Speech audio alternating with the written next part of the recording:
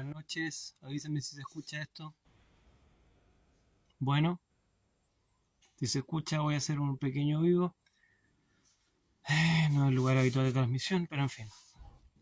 Avísenme ya y yo ahí transmito. No le he puesto ni nombre a esto, pero no importa. ¿Ya? Avísenme si se escucha. Son en este momento las 21:49, voy a empezar a las 21:51.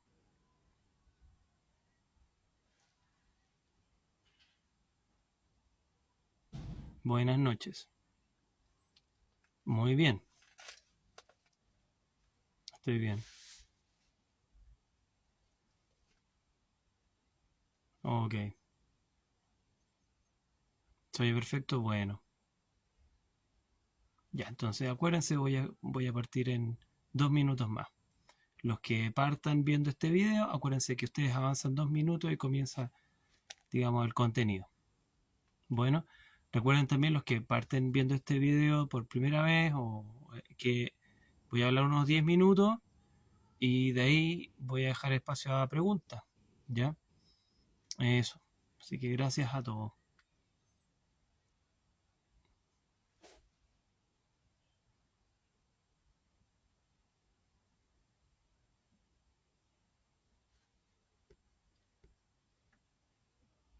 Ya 1 minuto. Queda 1 minuto y comienzo. Gracias a ustedes. Bueno, voy a comenzar. 30 segundos.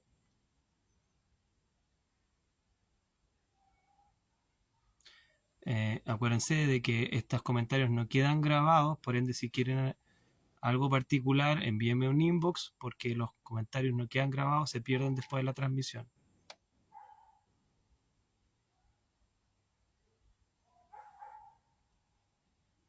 Ya, voy a comenzar, ¿ya? Voy en 10 segundos. 5, 4.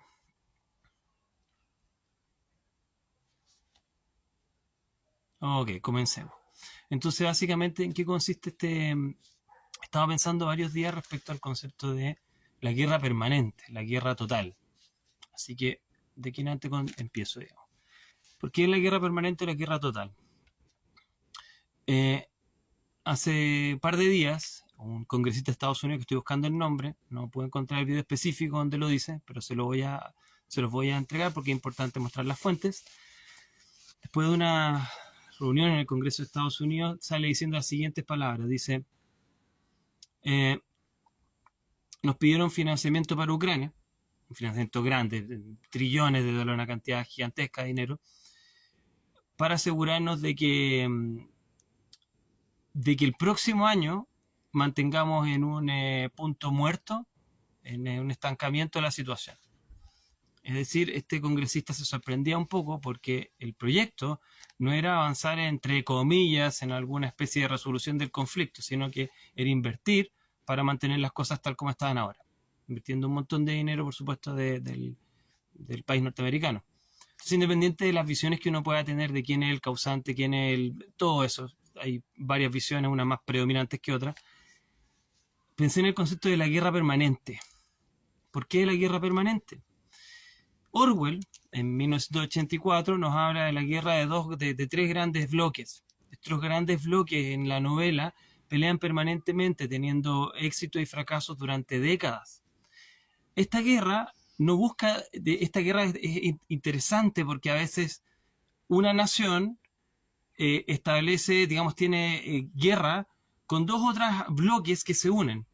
Y a veces los bloques se realían nuevamente y van contra una tercera. Es decir, es un trío donde van haciéndose alianzas de 2 contra 1, constantemente, durante mucho tiempo. Entonces la novela plantea de que el objetivo no es ganarle a la otra nación, al otro imperio. El objetivo es mantener una guerra permanente. Esa guerra permanente tiene el propósito de mantener un sometimiento de la población dentro de estas naciones. El objetivo de la guerra nunca ha sido vencer. El objetivo de la guerra es mantener a raya a la población. En un sistema marcial, donde de cierta manera ellos no tienen acceso a ciertas libertades, porque hay una lucha más importante que esas libertades. Entonces me hizo pensar, ¿por qué los países quieren esta guerra permanente ahora? Tuvimos una guerra larga de 2 o 3 años.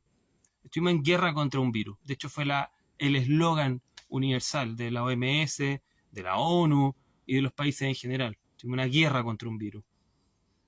Una guerra que parece que no hemos ganado porque probablemente varios de ustedes se han sentido con los mismos signos y síntomas o similares este año, en el cual al parecer ganamos la guerra.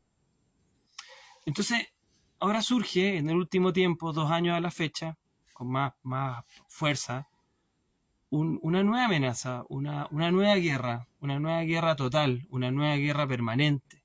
Y esa guerra permanente tiene que ver ya no contra un microorganismo, un virus, sino que esta vez tiene que ver contra un enemigo al acecho que es otra potencia, otra ideología, otro sistema. Entonces, ¿qué pasa en nuestro mundo? Que nos estamos acostumbrando a tener guerras permanentes. Tenemos guerras permanentes mundiales contra bichos, para decirlo en sistema coloquial. Tenemos guerras permanentes de bloques y tenemos guerras permanentes nacionales. Comunistas y fascistas o derechas o izquierdas no se han podido abuenar en décadas. En 50 años, para ser un poquito más específico, por ejemplo, en nuestro país. Otros tantos más en España. Quizá unos pocos menos en el resto de Europa, que han podido unificarse mejor, a pesar de toda la sangre que ha sido derramada ahí.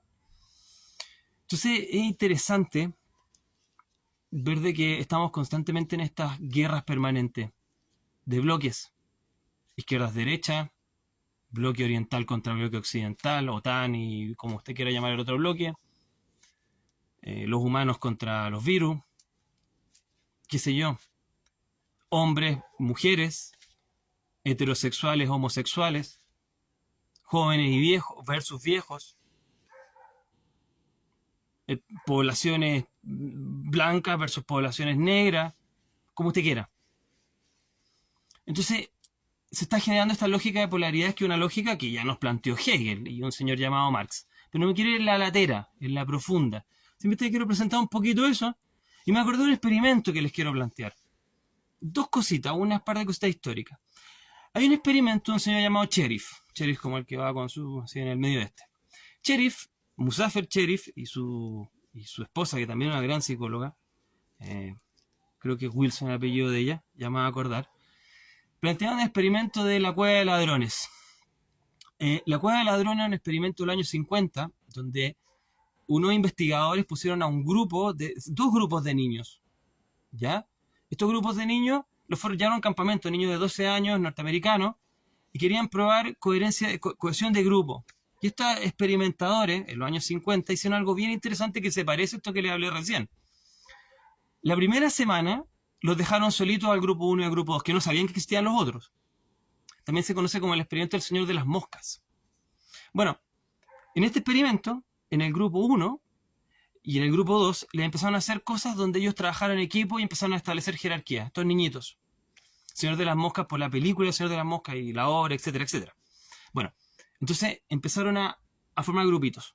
Generaron sus jerarquías dentro de los grupos, sus alianzas, sus pertenencias. Y a la siguiente semana le mostraban el otro grupo y lo hicieron competir. Obviamente al competir empezaron a tener molestias contra el otro grupo.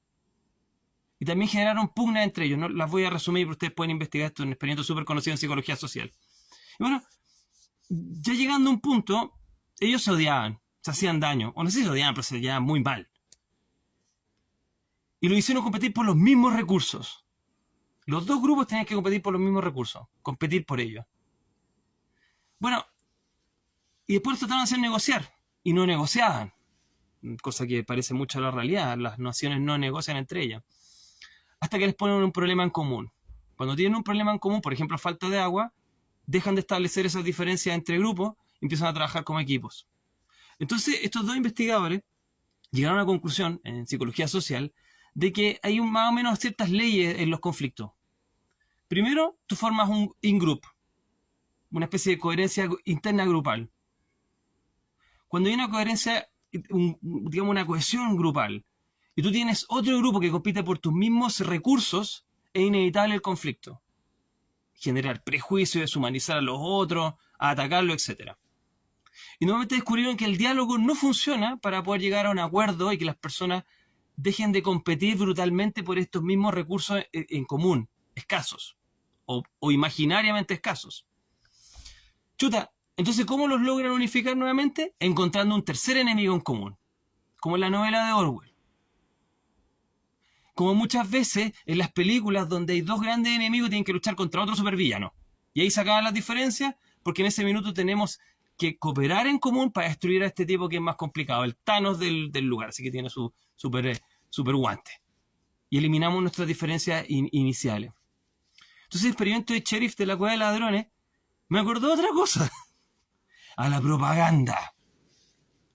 La propaganda, hay un sobrino de Freud. Freud fue portador de cosas no muy buenas para este planeta, en una humilde opinión, a pesar de ser psicólogo yo.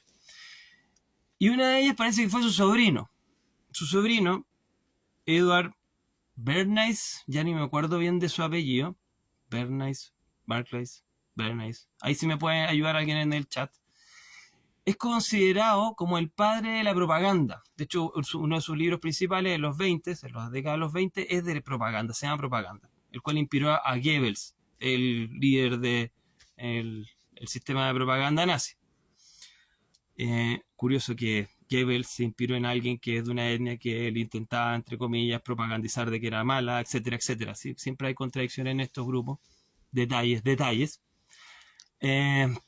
Bueno, el asunto es que este ideólogo de las propagandas fue el que trajo cosas tales como el cigarro como algo popular. Trajo propaganda tales como hacer bañarse a los niños. Múltiples. En realidad son muchísimas. Él se inspiró en Freud, su tío, pensando de que las personas no eran convencidas a través de la razón, eran convencidas a través de impulsos inconscientes, a través de manipular su instinto.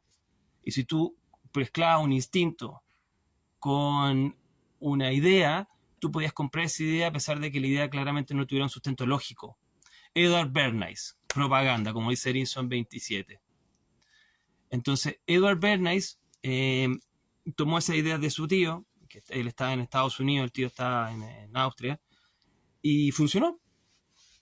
Y la guerra psicológica funciona desde entonces. Tenemos múltiples ejemplos. De hecho, hasta la OTAN la reconoce como la guerra cognitiva al día de hoy. La guerra cognitiva es tratar de, bueno, en las mismas palabras de Edward, básicamente es convencer a una persona que eligió voluntariamente algo que realmente nunca eligió voluntariamente. Por ejemplo, en esas décadas, aprobar una guerra que inicialmente el pueblo norteamericano no quería entrar. Los norteamericanos no querían entrar ni en la Primera ni en la Segunda Guerra Mundial. Tuvo que haber un sistema de convencimiento para lograr que ellos lo hicieran. Así los alemanes. A veces pensamos en los alemanes como que hubieran sido una serie autómata de Wolfenstein, un juego antiguo. La gente que no tiene esta edad no lo va a conocer. Pero no era así. No es como en las películas. Era un pueblo educado. El pueblo de Ruanda. En menos de 2 meses, bueno, un año, para dar un ejemplo, lograron ser convencidos de matar 800.000 de sus vecinos con palos y piedras a través de la tele, a través de la radio. Entonces, ¿qué quiero llegar con todo esto? Me llama la atención que vivamos en esta guerra permanente y que los medios sean parte de esta guerra permanente. Y que esta guerra permanente nos lleva a ciertas consecuencias. Por ejemplo, esta guerra permanente que tenemos en Chile, de rojos contra blancos, si usted quiere llamarla de alguna forma. Esta guerra permanente de rojos contra blancos, ¿a qué nos va a llevar, finalmente? ¿Nos va a llevar a algún tipo de integración? ¿Está siendo espontánea? ¿Es una guerra inducida? Después, la guerra de OTAN contra los otros sujetos, de los rusos, digamos, como usted va a llamar, los chinos, etc. ¿En qué va a terminar? Porque parece que nadie para. ¿Vamos a terminar con una ojiva nuclear en nuestras cabezas? O peor aún, no olviden de que esta cuestión que cayó en Wuhan, al principio era algo local, y después todos los países empezaban a adherir a una norma mundial. Hay ciertos comentaristas por YouTube que dicen ni siquiera es necesario que tengamos una guerra mundial. Es necesario que tengamos una prueba grande, atómica, o una ojiva táctica en algún lugar, para que el planeta entre en colapso. y que los gobiernos tengan que hacer sistemas más restrictivos de la gente, por ejemplo los medios de comunicación, en caso con el mero hecho que caiga una bomba, es suficiente para empezar a restringir las libertades individuales. Y hay algunas personas que imagino que están súper equivocadas, que temen eso, que temen más que una guerra total entre países, es una guerra total con las personas, la población de cada país. Como en el libro de Orwell, una guerra no entre naciones, sino de cada nación contra su pueblo, en términos de encontrar una buena justificación para limitar esas libertades. Si usted está en una situación al borde de una guerra, no se puede permitir que Sergio hable cualquier cabeza de pescado, tienen todo el derecho a banearlo. Ahora yo puedo hablar las cabezas de pescado que quiera. No se olviden hace 3 años atrás estas cosas que no se podían hablar ni decir. Sanitarias, que después lograron ser ciertas.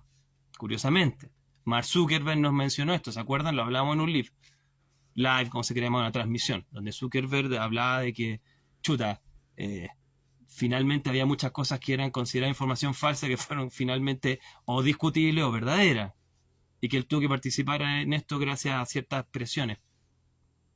Entonces, uno se pone a pensar, cresta, o estamos frente a una guerra permanente que nos va a terminar en una guerra real, que nos va a afectar a todos de una u otra medida, o vamos a terminar una guerra permanente que nos transforme en una pérdida de libertades individuales. Ese más o menos el tema, pueden haber otras soluciones, por supuesto. Pero ya salimos de una, salimos a media, y la gente tiene muy mala memoria. ¿Cuántos de ustedes se acuerdan de lo que tuvimos que pasar hace 3 años? ¿Cómo nos ha afectado nuestras vidas? ¿Cómo afectó nuestras libertades? ¿Cómo afectó nuestra economía? Y ahora seguimos una siguiente. Es como si el planeta entero no aprendiera nada. Es como si el planeta entero estuviera en el experimento de la cueva de ladrones de Sheriff. Qué curioso eso, cueva de ladrones de Sheriff, pero así es, digamos. Es una guerra permanente, una guerra total. Pero la pregunta es, ¿hacia quién es esa guerra? Y eso me lleva al último punto. ¿Qué tan racional es esta especie, la especie humana? La especie humana al parecer tiene graves problemas de enfrentar sus emociones. Toman decisiones irracionales permanentemente y hacen alegorías de la irracionalidad. Desde Arjona, pasando por todo el tema de que las emociones son importantes. En realidad es discutible que las emociones sean tan importantes a la hora de tomar decisiones. Kahneman no habla de eso. No va a entrar en detalles, pero no es tan así. Influyen, obviamente. Nos generan disposiciones corporales. Pero realmente esto es una especie bastante primitiva. Y creo que en parte es uno de los problemas. Porque se apela al corazón y a la emoción para tomar decisiones. Y es fácil bajo esas circunstancias estigmatizar a alguien. Culparlo, considerarlo un demonio, considerarlo un aberrante, un degenerado, o lo que usted quiera. Un impuro. Y así funcionado esto durante mucho rato. Entonces, y ahora en términos personales, pero también en términos nacionales, insisto, es muy raro lo que estamos viendo en nuestro país también. Les hablé otra vez de estudio público y que habla de que las personas ahora tienen una opinión en contra de este proceso, no quiero entrar en mucha política, pero constituyente, a su vez de que antes habían aprobado rechazarla y así van. Y estamos en una guerra permanente de Eurasia contra la otra potencia, como en Orwell. Nuestros políticos nos deben tener cansados, por lo menos a mí me tienen cansado, de establecer esta guerra de bloques. No estamos avanzando en nada. Y probablemente en unos meses más vamos a quedar en el mismo punto. Y vamos a tener los mismos bloques, haciendo que generemos más diferencia entre nosotros. ¿A quién beneficia esa guerra permanente? ¿A nosotros? No sé. Y en términos de los individuos, creo que también nosotros vivimos guerras permanentes. ¿Por qué? Porque nosotros siempre tenemos que tener un conflicto al que le echamos la culpa al otro y eso nos impide abordar nuestros verdaderos miedos o nuestros más profundos miedos. Siempre tenemos un odio contra una madre, un padre, un hermano, una polola tóxica, un pololo narcisista, un estado opresor, un grupo de, no sé, insurgente. Vivimos en guerra permanente. Y muchas veces esa guerra permanente enmascara nuestros propios conflictos internos. Los más potentes, los más pesados. Yo creo que esta es una dinámica que se extiende desde nosotros hasta el todo. ¿Cuántas personas conocen ustedes que vienen un eslogan de atacar, no sé, a toda la gente que es roja? O a todos los hombres, o a todas las mujeres. Y todo su discurso se basa en eso. Y no son capaces de resolver nada de sus propias vidas. Nada de lo que realmente habla de su pobreza intelectual, conductual y social. Esa pobreza no tratan nunca y constantemente están atacando a otro que es el causante de sus dramas, de sus problemas, de su sufrir. Llega a ser caricaturesco. Entonces, parece ser de que estamos en un mundo donde estamos generando bloques, insisto, igual que Marx y Hegel, están así, esa dinámica de tesis y antítesis sigue tan presente ahora. Y no podemos tratar de y avanzar un poquito más. Claramente eso ha tenido consecuencias. No olviden, y ahora uno puede decir, pero ¿y qué me importa, Sergio, una guerra de los europeos y los hemisferios norte, que los chinos y los norteamericanos y todos se saquen la mugre? ¿Qué me importa? En realidad, en términos técnicos es cierto, puede que no le haga mucho daño al principio. Pero no olvide de que estos países se independizaron, Chilito, Argentina, Perú, Colombia, etcétera, luego de una invasión de un demócrata, lo podemos llamar, un amante de la libertad. El señor Napoleón Bonaparte invadió España y dejó a un familiar de él, y se generaron juntas de gobierno en todos los países, estos chiquititos. Así partió las revoluciones en Latinoamérica. Entonces los conflictos internacionales siempre han afectado a Latinoamérica. Y lo van a seguir haciendo. Si, no sé, si pasara algo en Estados Unidos, ¿en qué queda la economía latinoamericana? ¿O en China? ¿Cómo afectaría los problemas que ya están internos un conflicto internacional? ¿Lo exacerbarían? ¿Tendríamos un enemigo en común? ¿Y nos podríamos unir entre nosotros? ¿Habrían conflictos entre nuestras fronteras? Porque seguimos siendo colonias de alguien, solamente que con un nombre un poquito más bonito, democrático, entre comillas, pero muy entre comillas. Somos parte de imperios en conflicto.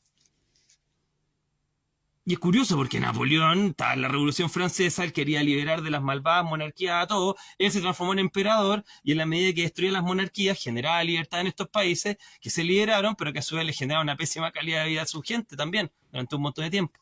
Es como que la historia siempre se repite. Pero se repite porque el humano es defectuoso, el humano es muy emocional, insisto, esta es parte de mi opinión, quizá lo tenga un poco más de argumento. Su humano es muy emocional. Se basa en sus puras emociones para tomar decisiones. Y esas emociones también la mayoría están pobladas de problemas. La codicia, el odio, inclusive el enamoramiento. Sed irracional. Bueno, y el señor Bernays se utilizaba eso para manipular a la población. Y otro antes de él, que fue el creador del Daily Mail, genera historia, digamos, en los diarios, de buenos contra malos, para vender a las clases populares, como decía él, porque era noble, estas ideas digamos, de valorar la guerra, por ejemplo, contra los alemanes en la Primera Guerra Mundial. Entonces esto se ha hecho siempre. Bueno, eso, voy a leer un poquito los comentarios y nada, era una volada del día. Ya, por ejemplo, era... ojo que cuando Napoleón atacó a España, Chile se... Exactamente estoy planteando eso. Lo que plantea JPBC 12, exactamente eso. O sea, estoy totalmente de acuerdo con lo que tú estás planteando. A lo que voy es que los conflictos internacionales nos van a afectar y normalmente nosotros los latinoamericanos hemos sido reactivos. Nosotros siempre hemos reaccionado a problemas internacionales y nos hemos adaptado. Si hay un nuevo problema internacional nos vamos a adaptar de nuevo. Entonces esto nos va a afectar igual. Eso es mi interpretación, digamos. Y bueno, voy viendo, la guerra de Ucrania subió más que en Europa el aceite. Somos colonia y a la vez un mundo muy pequeño, mente pequeña. Divide y conquistará. Siguen en lo mismo. Exactamente. Si logramos hacernos cargo de nuestras marcas, heridas y traumas, hará el real cambio en nuestro presente y generaciones futuras. Grim Ore. Guerra a los mundos. Cristina Martín, no entiendo cómo les cuesta tampoco matar. Paula, gracias, interesante perspectiva. Norma, seguimos siendo colonia. Vivir como Claudio Pastel. Un contactado, lejos de las grandes colonias. Vázquez@gmail.com, lo más probable. Michelle, el proyecto humano fue muy ambicioso por el tema de la emoción, por eso te decía el otro día. Exactamente, Postali. Ahí yo tengo un tema ahí de que creo que los vulcanos tenían razón, así como que eran como todos cerebrales. Es súper complicado las emociones se basan muchas en el deseo de poseer, en la ambición.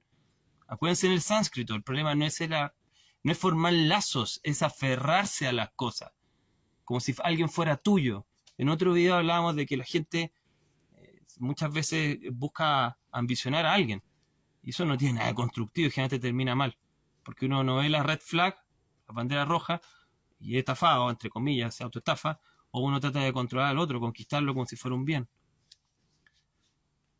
Entonces, bueno, Rupert Sheldrake, súper interesante, tiene artículos interesantes sobre la conexión memoria, emoción, frecuencia, hablando del contexto del planeta.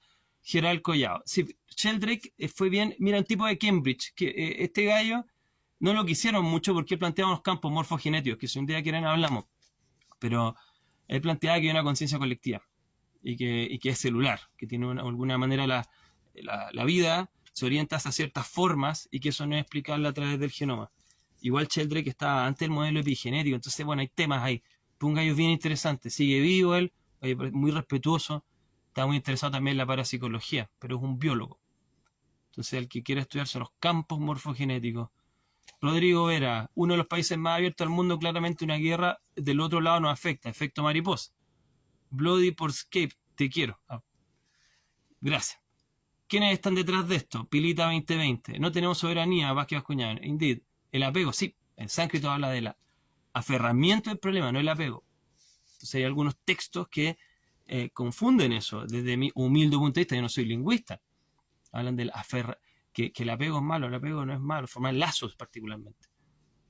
Es humano. Pero el tema es de aferrarse y sentir que alguien es tuyo o que algo es tuyo. Que algo te pertenece. En fin, es una interpretación nomás. Falta otra organización política, cambiar el paradigma. Aquí nos dice Mosler Cox, me encanta escuchar tus videos, gracias. Neo Hodge, hay una película de Bale que habla sobre la humanidad sin emoción. Exactamente, Equilibrium. El tipo tenía el Gan Kata, ¿te acuerdas? Extraordinario. Ya, bueno, no lleguemos ahí, tienes razón, tienes un punto ahí, sí. Ahí quizás es muy extremo, pero es interesante la película, muy buena película de acción. Es antes de Matrix, pero tiene muy buenas coreografías, se las recomiendo. Creo que estás tomando las emociones como un todo, pero es parte de nosotros, solo una parte. Sí, el problema es que los seres humanos toman mucho a la emoción. Por eso le hablaba de que este sobrino de Freud se dio cuenta de eso, que escribió el tío, el Sigmund Freud, por el psicoanálisis, de que los humanos se basaban en pulsiones, y utilizó eso en lo que él llamó propaganda, que después se llamaron relaciones públicas. Mira qué interesante. Y es utilizar elementos que afecten el inconsciente, que afecten las emociones de las personas, y convencerlo a través de una apelación emocional, no a través de un contenido lógico. Y claramente es una manipulación. Entonces el sistema es súper hackeable, el sistema humano, a través de algo que le genera un prejuicio, le genera un deseo. Bajan todas las herramientas racionales que hemos cultivado, entre comillas. La clase política nos sigue enemistando, dice Jorge Quijada, reviendo constantemente izquierda y derecha. Sí, claro, entonces tenemos guerra total en Europa y nadie gana. El veredicto del pájaro Dodo, al final todos fueron ganadores de Alicia, el País de las Maravillas, y también tenemos aquí siempre y rojos contra blancos y todos terminan iguales. ¿No les llama la atención eso? ¿A quién le beneficia esta guerra total entre nosotros, permanente? Claramente a nosotros no, a mí no por lo menos, y probablemente a Jorge tampoco, que nos escribe acá. Y este otro Jorge Mazardo Mercado, las emociones surgen con mamíferos y por supervivencia, no para controlar. Totalmente de acuerdo, Jorge. En el cerebro humano, la antigüedad tiene que ver con grado, con poder, entre comillas. El tallo, el sistema límbico, la corteza. Las emociones nos permiten, apelamos a ellas o surgen ellas cuando requerimos sobrevivir. Totalmente. El problema es que muchas veces funcionamos primitivamente. Y eso puede tener consecuencias cuando tenemos un desarrollo tecnológico como el que tiene la humanidad ahora.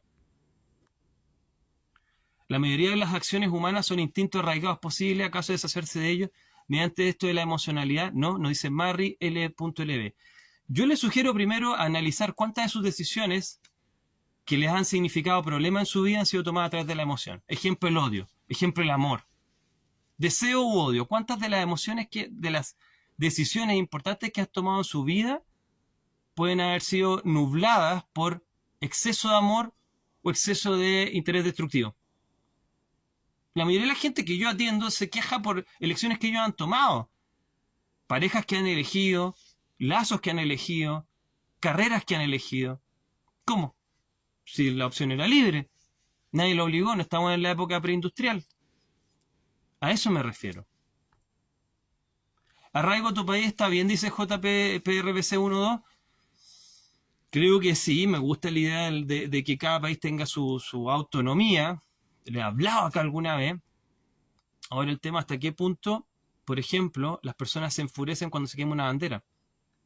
Es entendible que se enojen, pero una bandera es una representación. Pero nuestro cerebro se asocia a territorio y generamos una respuesta territorial.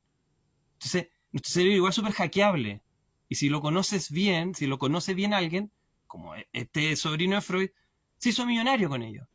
Pero de la mala manera quizá, utilizando errores en el sistema operativo.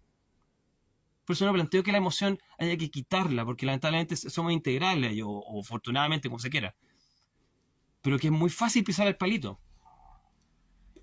En el budismo te plantean que el apego es parte de la infelicidad. El aferramiento, Rodrigo, es de mi humilde conocimiento. Busque la palabra en el sánscrito.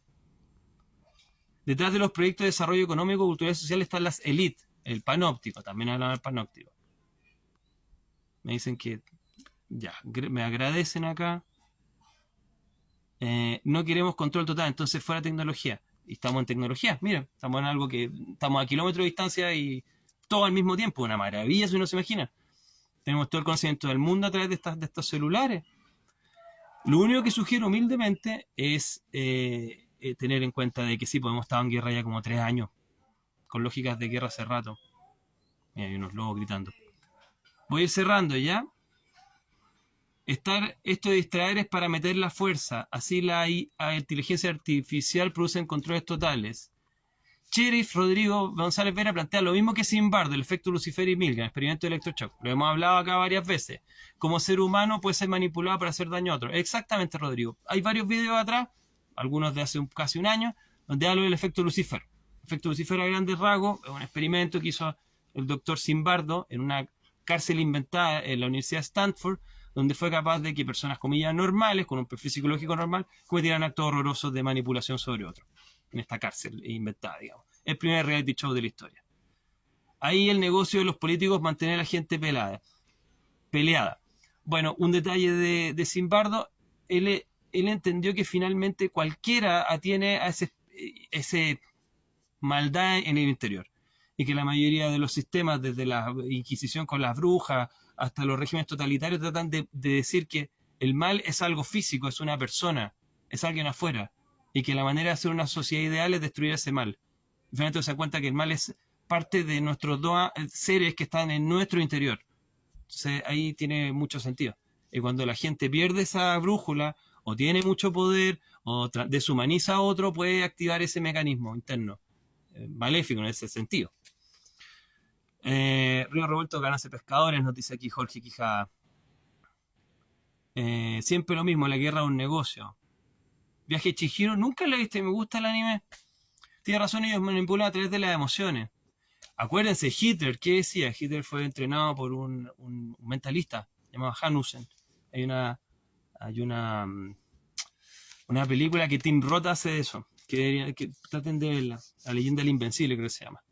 Y básicamente los discursos de Hitler, como por ejemplo, y las películas, la de Riefenstahl y El triunfo de la voluntad, todo tiene que ver con una apelación al rito y a la emoción. Él planteaba que las personas, él no iba a tocar la mente del pueblo alemán, iba a tocar el corazón, las emociones del pueblo alemán. Piensa que era un partido minoritario. Llegaban así, colados. Y estaban basadas en estas ideas de norteamericanas. Imagínense cómo la ironía del destino. Entonces, finalmente, la apelación es al corazón. Acuérdense de un antiguo presidente chileno, Alessandri, el León Alessandri, decía chusma inconsciente, la gente le aplaudía. ¿Entiendes? La apelación a la emoción es súper potente para manipular las masas. Las masas piensan como niños de 5 años. Cuando están todos en grupo, piensan menos que como individuo. Dos personas piensan menos que uno, en ese sentido. Mentalidad de grupo, señor Le Bon. Somos seres emocionales con la capacidad de razonar, como decía el gran Humberto Maturana. Sí, en todo caso yo no estoy de acuerdo con el gran Humberto Maturana. El gran Humberto Maturana tiene mucho background, era un tipo brillante, obviamente.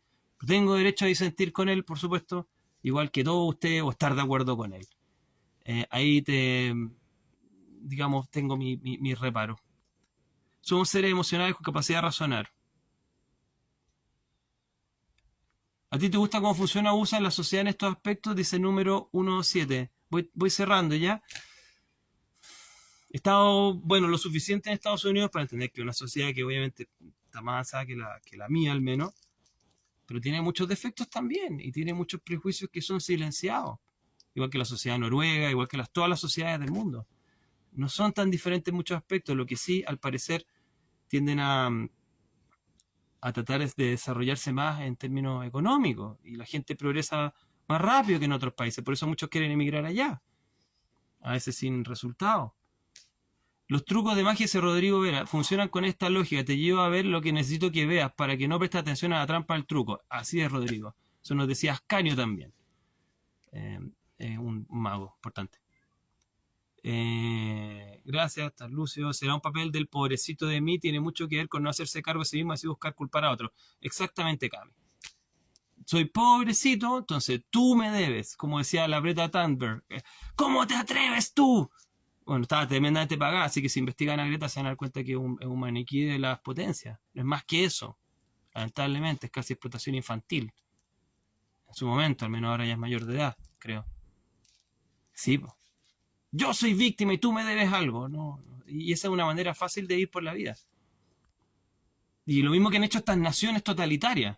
Tú me debes algo porque tú destruiste mi pueblo, entonces ahora yo merezco destruirte. Tú eres una barata y te puedo asesinar si quiero.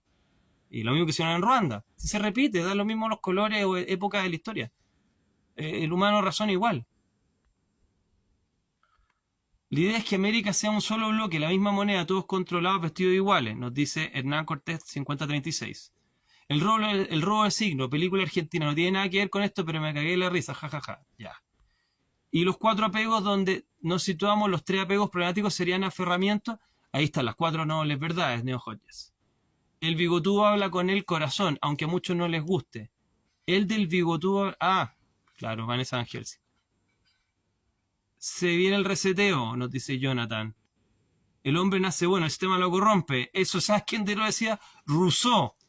Rousseau, el que dejó a 5 hijos, que su mujer, la cual parece que tenía algún tipo de discapacidad intelectual de la época, o algo similar. Jean-Jacques Rousseau tuvo 5 hijos y en su autobiografía él mismo reconoce que ni siquiera se hizo cargo de ellos, los tiró a un orfanato. Es una persona bastante resentida social. Y él pensaba que la sociedad corrompía a los individuos. Tiene un punto. Varias ideologías se basaban en ello. Ahora el tema de que las sociedades preindustriales no necesariamente son más bonitas. De hecho, él no viajó a ninguna para sacar un relato etnográfico, por último, para tener evidencia. Le ganó un concurso con ese ensayo, el cual se transformó en parte de la teoría de Rousseau. Entonces, ojo ahí que el hombre nace bueno, el sistema lo corrompe. Es debatible al menos. Jorge, generar miedo y separación. Si veo el viaje a Chihiro, explícanosla. Ya, bueno. Hola, tocayo. El hombre nace sin moral, la sociedad los corrompe, dice Clark Martes. Hay una leyenda cherokee que plantea que todos llevamos 2 lobos adentro, uno bueno y uno malo. Vence aquí al que queramos alimentar. Muy interesante verte, Rodrigo. Muy bueno tus comentarios. Gracias. Bueno, voy cerrando. Muchas gracias. Que estén bien. No sé si tienen algún otro detalle que decir.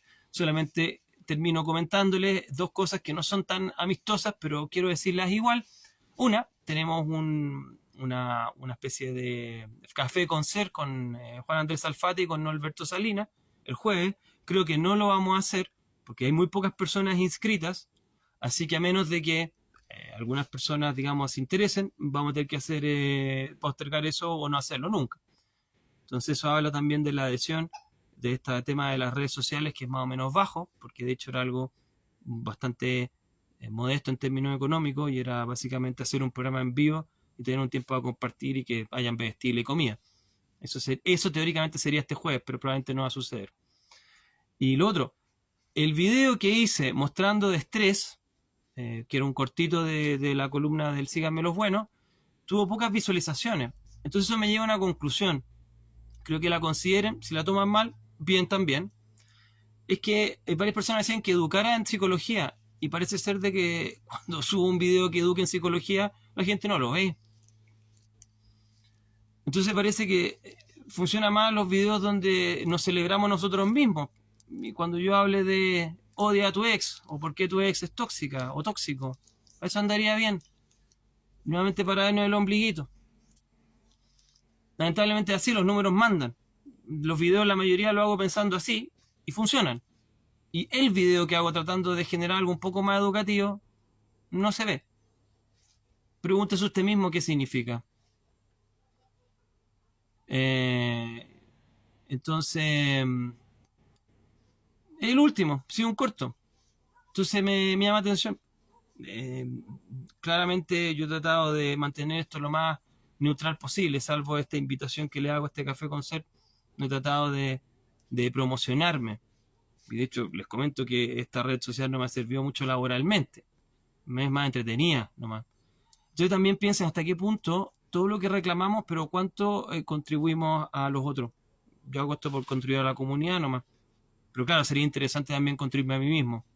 Pero no sucede. Entonces también cuando uno reclama tanto a la sociedad, uno también debería preguntarse ¿qué hace uno para hacer a la sociedad un poco mejor de lo que está? Y la mayoría está muy ensimismado. Ni siquiera para ver a sus amigos, para acordarse del cumpleaños de ellos, las necesidades de sus padres, de sus hijos, menos las necesidades del resto, de social. Tómenlo en cuenta. ¿Ya? Cuídense harto. Cuídense harto. ¿Por qué llame por los números? Porque los números son datos. Pues Draco Vélez. Dato. El dato mata el relato. ¿Ya? El dato mata el relato. Entonces, eso es lo curioso. Uno adhiero mucho a la idea de Maquiavelo. La masa no es amistosa. La masa le critica al líder que es un tirano, pero si pudiéramos retratar a la masa como un individuo, ¿cuáles serían sus rasgos de personalidad? No son buenos. La masa es un reflejo de los tiranos que tiene. Es un reflejo perfecto de los tiranos que tiene, con sus mismos vicios o correspondientes. Así que si queremos tener mejores líderes, tenemos que ser mejores personas nosotros también y contribuir. Cuídense mucho.